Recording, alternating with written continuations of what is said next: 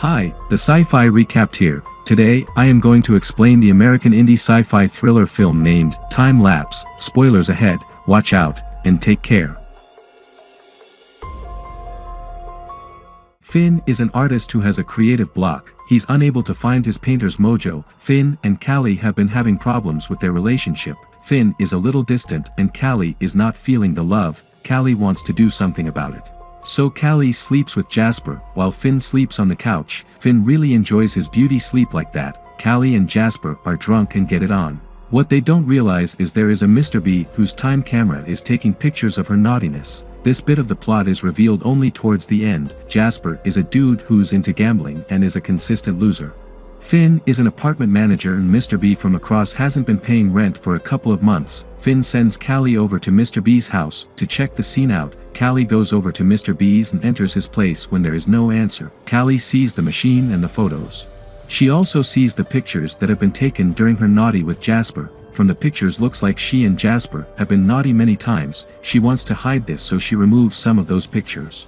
She also figures that the machine is set to take pictures at 8 a.m. and 8 p.m. But Callie figures that she can keep the 8 a.m. part a secret because she sees a picture of herself from the following morning standing with notes that read, "Knock coat stand over." Then hide last week's day photos. She decides to hide that 8 a.m. information to pass messages secretly to herself. Callie figures that Finn is very distant and she wants to bring the spark back. That is what she wants from all of this. Very nice of her to not turn to the money and buy herself a new boyfriend. Callie sees her future self giving instructions at 8 a.m. every morning. These instructions are to help her get Finn back close to her. That's about it.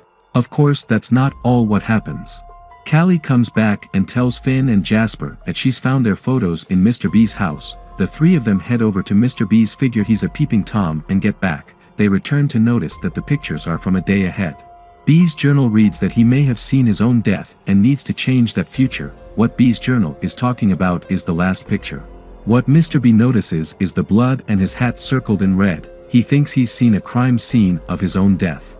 To ensure he doesn't die as shown by the picture, he aims to change the future. This he mentions in his journal. This picture is not shown to us at this point. It comes a lot later in the film.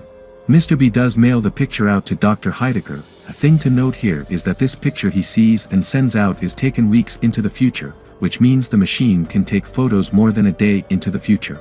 But that fact doesn't get used anywhere else other than for the picture that he sends Dr. Heidecker. The three of them locate a room which contains the dead body of Mr. B. He seems to be burnt while his clothes are intact. The three conclude that this must be because Mr. B tried to change time. What actually has happened is while trying to get material for his machine, Mr. B has dropped that helical item on a canister of thorium gas. Mr. B dies as the result of an accident. It has nothing to do with changing the future. Again, this information is not disclosed till later in the film. Jasper starts using Mr. B's hat. Jasper suggests they should start using the camera to hold up the race results so they can bet on it and win. Jasper convinces the other two that they should wait and not call the cops.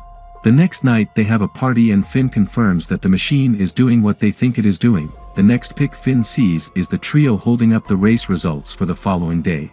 Finn also notices there is a painting on the canvas. He's happy that he can see what needs to paint and then painting it.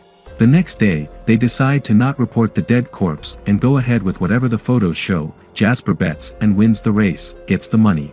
Finn paints the painting from the photo. They go on to pose with the race winnings. Days pass and they continue posing with the race results for the camera. They bet on the races and start winning big. The picture that happens next is with Callie and Jasper kissing. The trio are confused how it ends up happening, but go ahead with the kissing anyways, because they don't want to break the pattern of the future. They believe that if they don't follow through they are going to end up dead like Mr. B. Here's what we don't know as viewers at this point. The next morning Callie gets the 8 a.m. picture that reads "Kiss Jasper for too long," so when 8 p.m. arrives, she follows that instruction and stretches out the kiss. She is rewarded with Finn getting jealous. She's smart that way, very smart. The next snap has Jasper sitting with his bookie Ivan in their apartment, so now they figure they are in for some trouble. Jasper calls Ivan and results in Ivan showing up. Finn decides to leave as he's not in the photo. Callie joins him. Again Callie follows Finn because Callie has a morning message from herself saying go with Finn to the car. Ivan shows up at the house.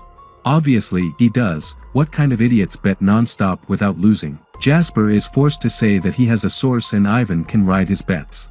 The next photo has Finn painting Callie Titanic style with a silhouette of Jasper peeping. Callie is pissed, Ivan leaves.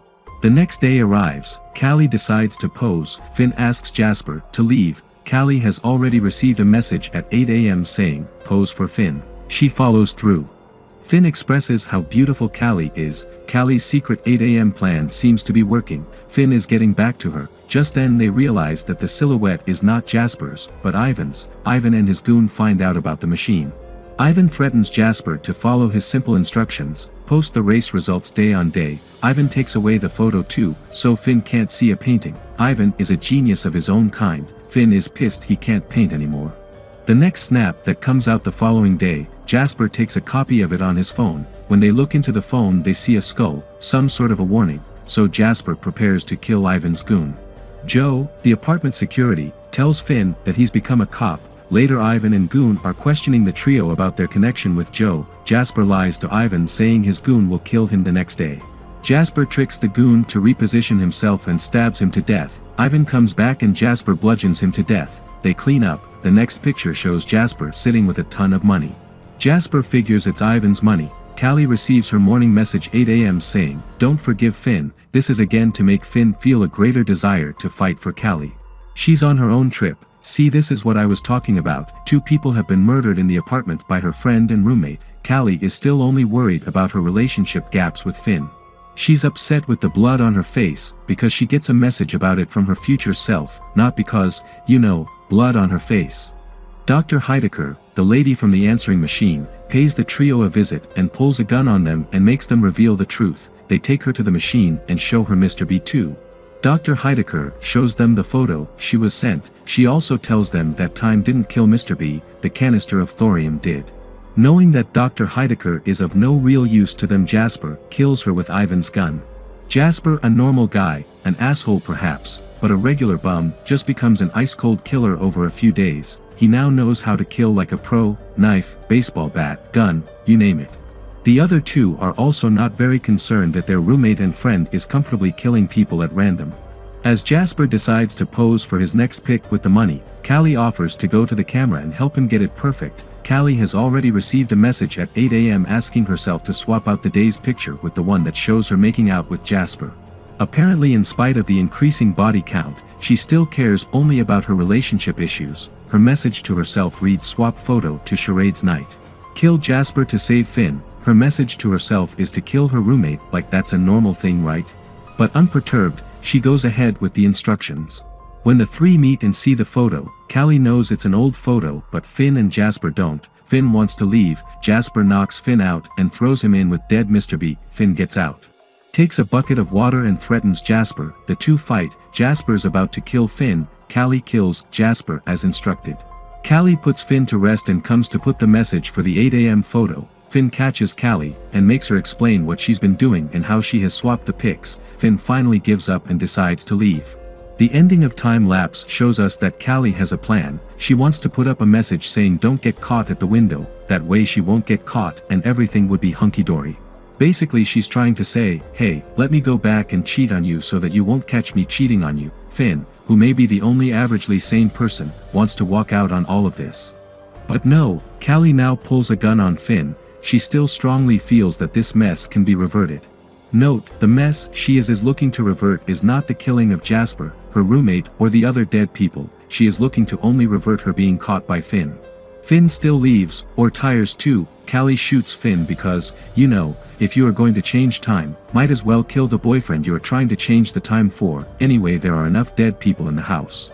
Callie puts a message on the window for 8 AM. The message reads, don't get caught at the window. Just as she's waiting for the camera to go out, Joe the cop shows up and asks her to open the door.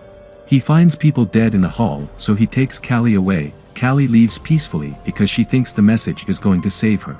This is predestination. The causal loop has already occurred. It can't be changed. The message is not stuck properly, and the tape gives way and the message falls. Callie tries to run back to stick the message back on, but Joe drags her away. The camera takes its 8 AM snap, and before the image develops, it cuts to black.